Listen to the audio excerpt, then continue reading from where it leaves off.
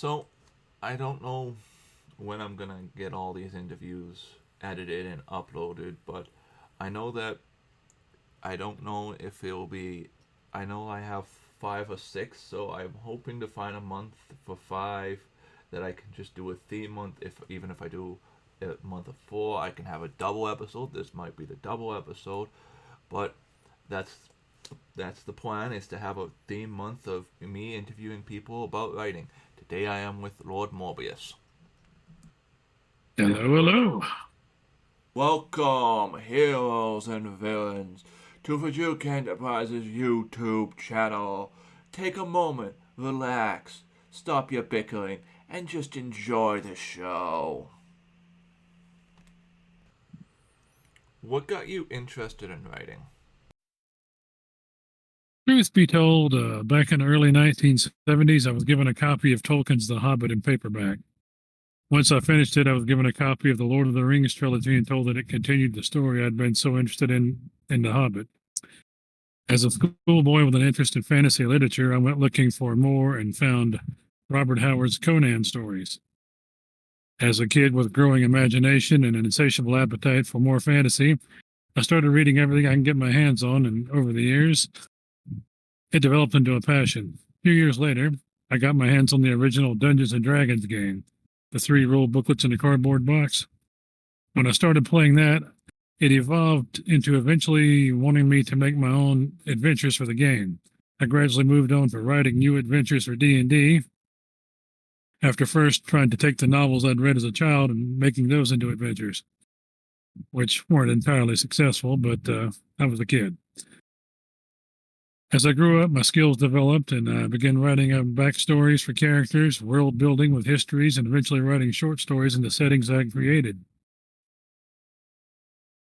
So, do you write fiction, non-fiction, or poetry, or just D&D modules? I write fiction mostly. I write nonfiction in terms of writing game rules, fanzine articles about games, book reviews, and critiques of fantasy and science fiction movies.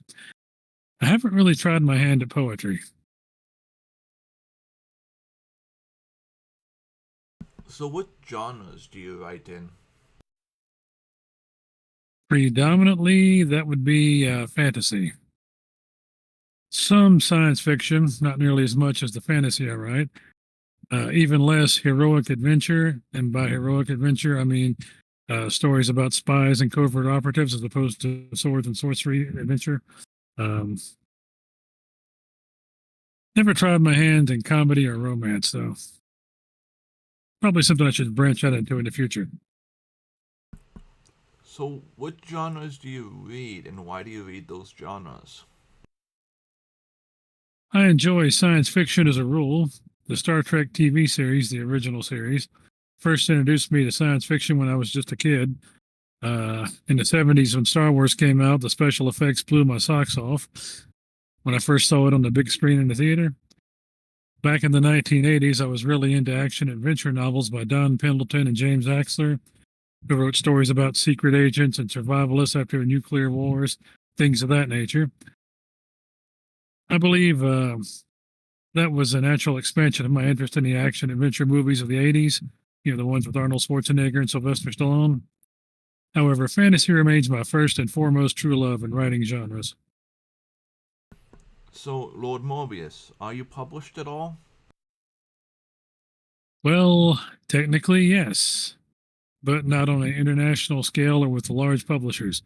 I've written articles for newsletters of gaming clubs that existed back in the 1980s and 1990s.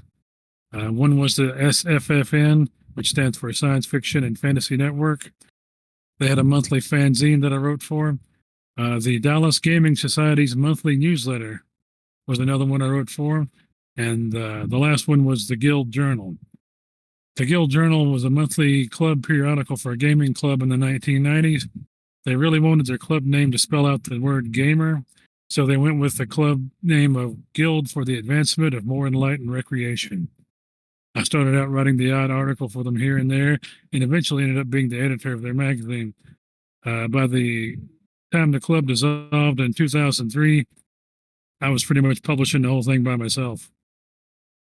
The circulation of the various publications were between 300 and 500 copies each month, so it wasn't anything large scale.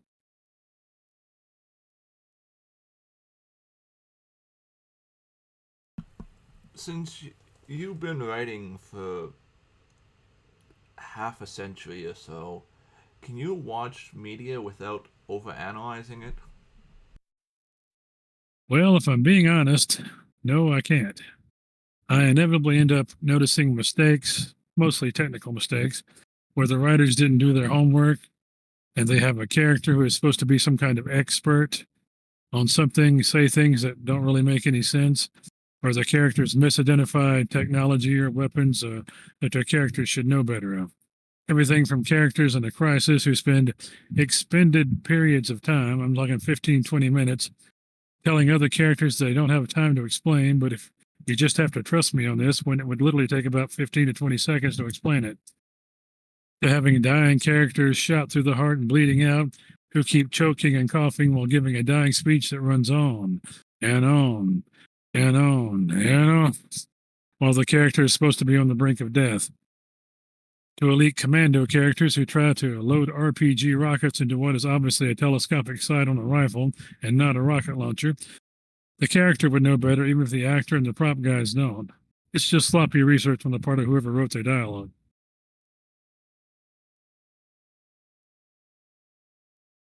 So, when you were writing for the magazines and stuff, did you have beta and alpha readers? Were they hard to find?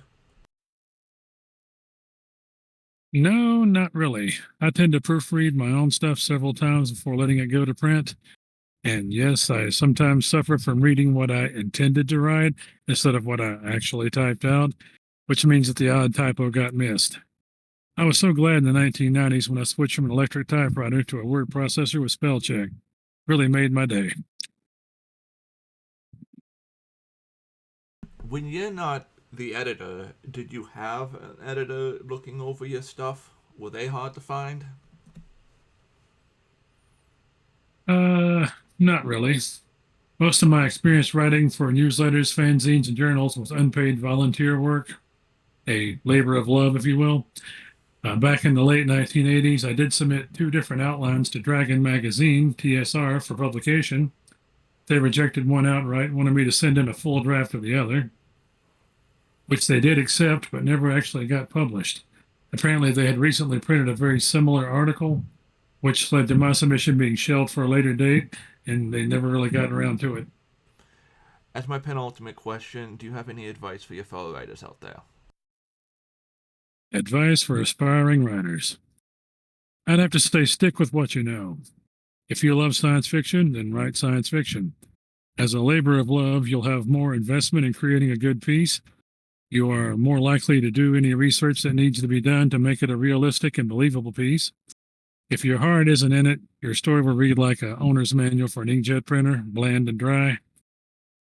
Also, flesh out your characters. If they aren't, you flesh them out so they aren't just 2 sentence cardboard cutouts. Everyone will tell you that they should have flaws along with their strengths to balance them out, but not everyone tells you how to go about doing that or to work that into your stories. A complex character needs non dialogue inflections, times when they recall their past experiences, in their own head, when they have resolved similar problems in the past to assist them in overcoming whatever issues they're facing currently in the story. They need to think with internal dialogues about things they would never say out loud, such as why they are praised so much when the leadership needs them to do something really dangerous, yet the leadership never seems to recall it when it's time to be reviewed for a pay raise, or how they are attracted to another character but can't violate their professionalism oath to act on it. Things like that.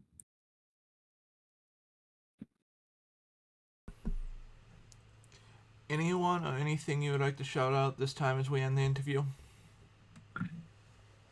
Actually, I'd like to plug my good friend Fjooken Enterprises YouTube channel. Don't forget to click the like button and subscribe.